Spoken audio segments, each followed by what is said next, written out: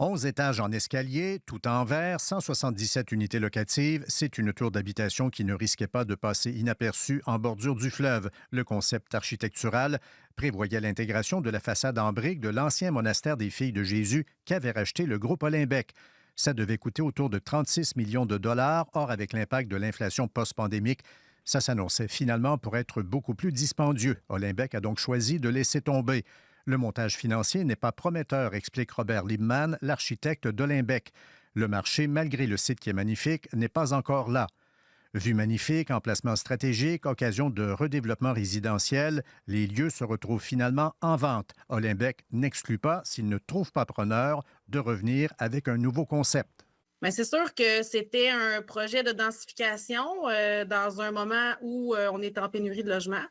Donc, c'est un peu plate, mais en même temps, c'est la vie, c'est des choses qui arrivent.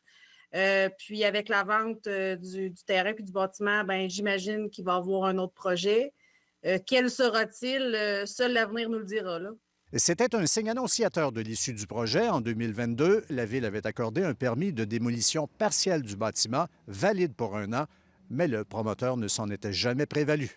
Considérant que le futur immeuble, par sa taille, risquait d'écraser le voisinage, tirer vers le bas la valeur des propriétés et provoquer un accroissement de la circulation et de la pollution lumineuse, des résidents autour s'étaient opposés au projet.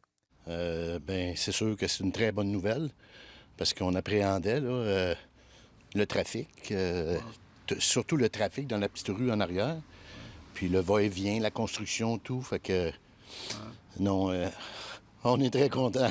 En attendant la suite, Olymbec veille à l'entretien du bâtiment et continue à le chauffer. Sous le couvert de l'anonymat, un autre résident du secteur plaide tout de même que les retombées pour le bas du Cap auraient été bénéfiques. Le projet avait créé des attentes. La conseillère municipale dit avoir reçu des appels de gens ayant hâte de s'y installer. Ici Louis Cloutier, Radio-Canada, Trois-Rivières.